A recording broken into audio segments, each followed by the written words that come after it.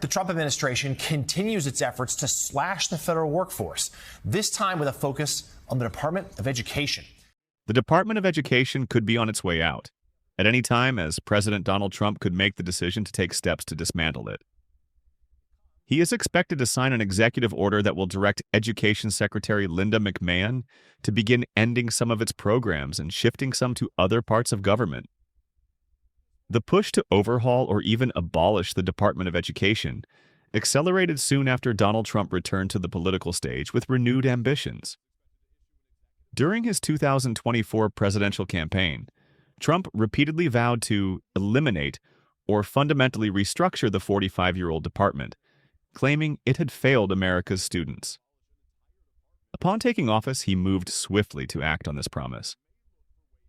In early March 2025, multiple news outlets reported that President Trump was poised to sign an executive order directing the closure of the Department of Education.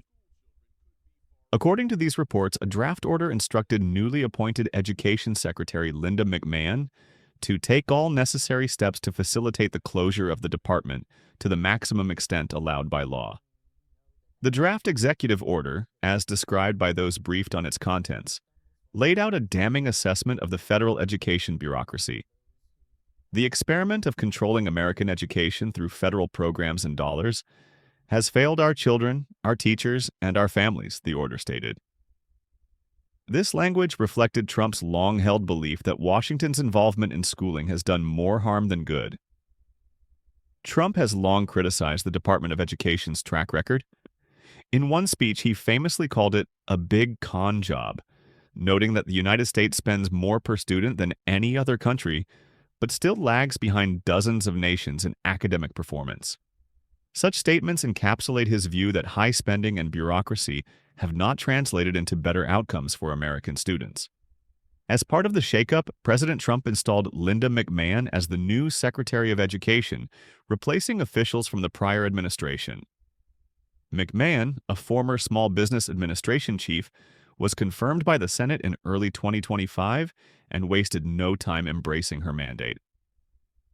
Upon taking office, she publicly declared her intention to send education back to the states, signaling alignment with Trump's philosophy of local control. In a letter to senators during her confirmation, McMahon said she wholeheartedly agreed with Trump's plan to dismantle the department. She outlined a vision for the department's final chapter built on three core principles: parents as the primary decision-makers in education, a focus on meaningful learning in math, reading, science, and history, not divisive DEI programs and gender ideology, and ensuring post-secondary education leads to well-paying jobs aligned with workforce needs. This framework indicated that the new leadership aimed to dramatically redirect federal education priorities, even as they prepared to wind down the agency. To understand why President Trump is attempting to dismantle the Department of Education, one must consider both his political ideology and the broader historical context. At the core of this decision is a belief in limited federal government and greater local control over schools. For decades, conservative Republicans have argued that education policy should be primarily the domain of states and local communities, not bureaucrats in Washington. In fact, ever since the Department of Education was first established as a cabinet-level agency in 1979, calls to eliminate it have echoed in GOP circles. Ronald Reagan, upon his election in 1980, famously campaigned on abolishing the newly formed department, though he never succeeded due to lack of congressional support. Trump's current push can be seen as the latest and perhaps most aggressive iteration of this long-standing conservative goal. The push to abolish the department has also been fueled by culture war issues and specific policy disagreements. In recent years, battles over school curricula and values have become highly charged. Conservative activists and politicians, including Trump, accuse the federal education establishment of promoting what they call woke, or progressive agendas in schools. They point to initiatives related to diversity, equity, and inclusion, comprehensive sex education, and transgender student policies as examples of federal overreach into local classrooms, issues that conservative parent organizations have vehemently opposed. By eliminating the department, Trump and his supporters aim to halt what they view as these unwanted interventions and to restore parental authority in education. Additionally, campaign politics and promises play a key role in why this is happening now. Trump made the department's abolition a prominent pledge in his 2024 campaign, rallying his base with vows to cut down the federal bureaucracy and give more power to parents and states in education. This promise resonated with many conservative voters who have grown distrustful of federal institutions. By pursuing this goal, Trump is attempting to fulfill a high-profile campaign commitment and demonstrate decisive action. It also distinguishes him from predecessors and opponents by taking an issue that has been mostly rhetorical in the past and turning it into concrete policy. In doing so, he appeals to the sentiment among his supporters that Washington is dysfunctional and that bold steps are needed to drain the swamp, a phrase he often uses to describe purging entrenched bureaucracies.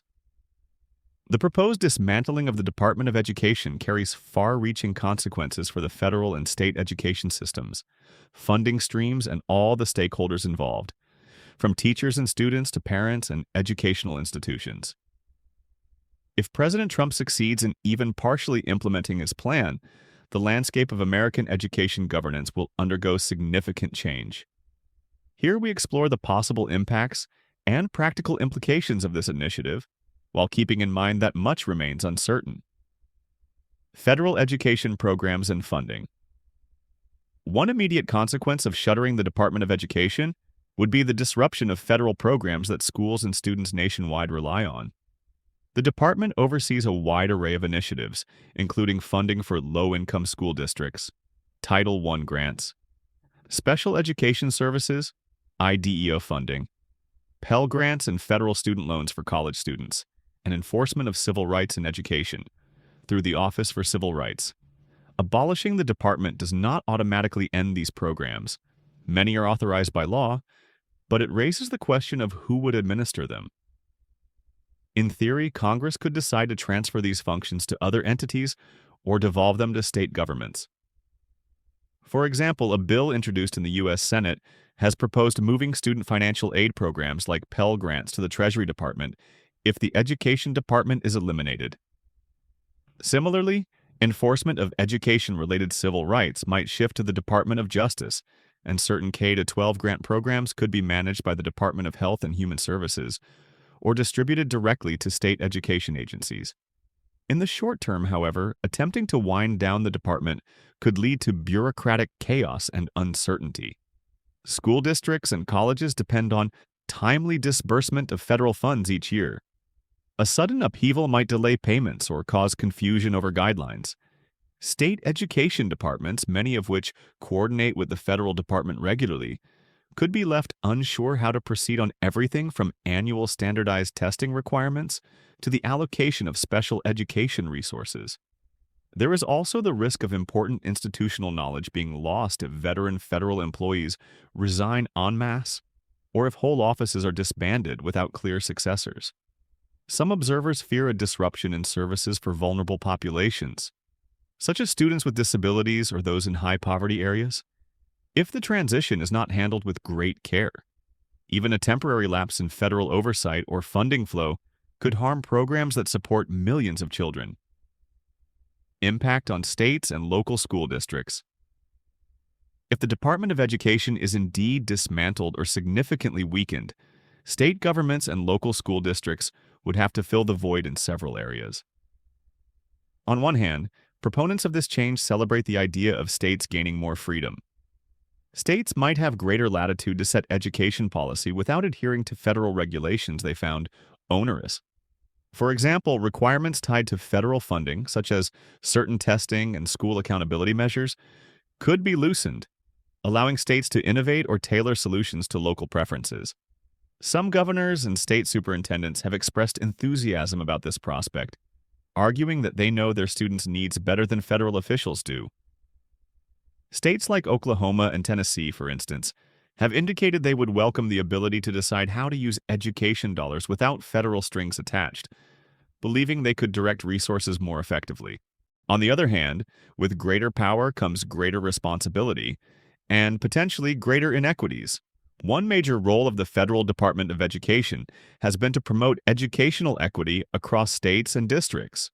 Federal Title I funding, for example, is specifically aimed at leveling the playing field by providing extra resources to schools with high numbers of low-income children. If states were simply given block grants or left on their own, there's concern that less affluent states or districts might struggle to make up the difference. Wealthier states or those that prioritize education funding could surge ahead, while poorer regions might fall further behind without a strong federal partner.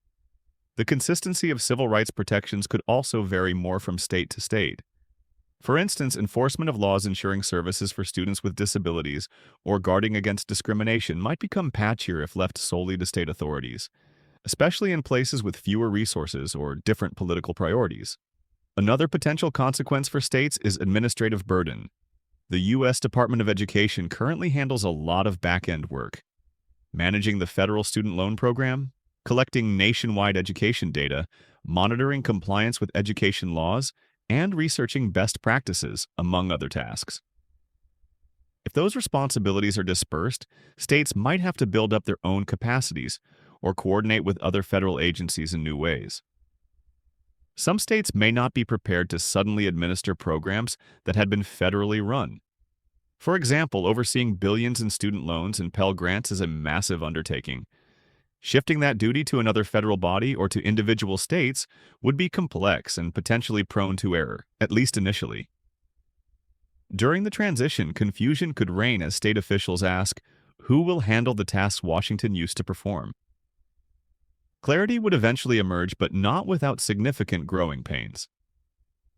Additionally, roughly 4,500 federal education department employees face uncertainty. Many could lose their positions or be reassigned as part of the downsizing, leading to a potential loss of institutional knowledge at the federal level. Teachers in schools, for teachers, principals, and school administrators, the direct day-to-day impact of the federal department's elimination might not be immediately palpable. After all, teachers primarily answer to local principals, school boards, and state regulations.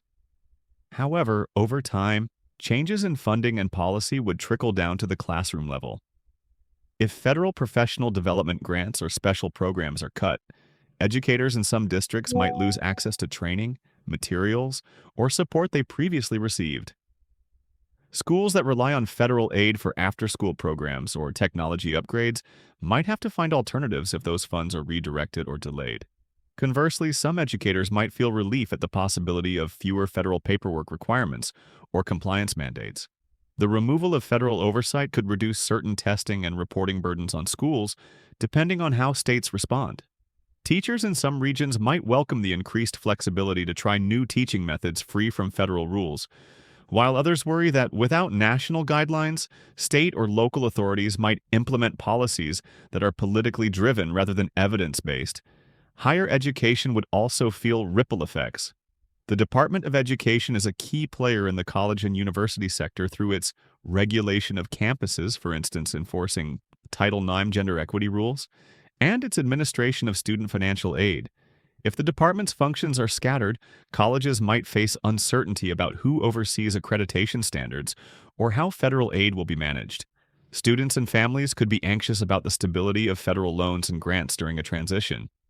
While those programs would likely continue in some form, a period of adjustment could bring delays or changes in how aid is delivered. In summary, from kindergarten classrooms to college campuses, the absence of a central education department would introduce a new dynamic, one with potential benefits in flexibility and potential drawbacks in consistency and support. The reaction to Trump's bold plan to overhaul or abolish the Department of Education has been sharply divided. It has ignited a heated discussion among policymakers, educators, advocacy groups, and the general public. Here we outline the spectrum of responses, from enthusiastic support to fierce opposition, all voiced in a climate of intense scrutiny. President Trump's allies and many conservative supporters have praised the initiative as a long overdue course correction. Within the administration, Education Secretary Linda McMahon has been a vocal advocate for the effort. In communications with Congress, McMahon backed the president's view that the bureaucracy in Washington should be abolished to return control to states and parents. She has framed the mission as empowering families and refocusing education on core academics, rather than what she terms social engineering. This sentiment is echoed by numerous Republican state officials. For example, Oklahoma's State Superintendent Ryan Walters lauded Trump's education agenda and even set up a task force in his state to prepare for new responsibilities that might fall to Oklahoma if the federal department is dismantled. Walters, a vocal conservative, urged that Oklahoma be ready to implement big changes and boasted that his state is at the tip of the spear for the most aggressive conservative education agenda, positioning itself to move quickly on Trump's reforms. On the other side of the debate, there has been an outcry of concern and criticism from educators, Democrats, and many nonpartisan observers. Teachers' unions in particular have been vehement in their opposition. Randi Weingarten, president of the American Federation of Teachers, AFT, denounced the executive order proposal as a direct attack on students and families. She warned that dismantling the department would amount to the government abandoning its responsibility to provide equal education for all children, accusing the administration of using a war on woke as an excuse to strip resources from vulnerable students. The National Education Association, NEA, echoed these concerns, arguing that eliminating the department would devastate public schools and weaken vital protections for students. Union leaders emphasized the federal role in ensuring equity, noting that the department enforces laws for students with disabilities, low-income school funding, and civil rights in schools. Without a strong federal department, they argue, states might neglect or unevenly uphold these critical obligations. Democratic lawmakers have also largely condemned Trump's plan. Key Democrats in Congress responded swiftly when reports of the executive order emerged. Senator Bernie Sanders and Representative Bobby Scott, the ranking members of the Senate and House committees overseeing education, co-signed a letter, along with other colleagues, pressing the department for answers on how it would safeguard students and maintain programs if its own dissolution were pursued. They wrote that they were particularly concerned that Trump's sweeping actions are part of a broader attempt to render the federal government unable to function for the American people. These lawmakers vowed not to stand by if dismantling the department would harm students, parents, borrowers, or communities.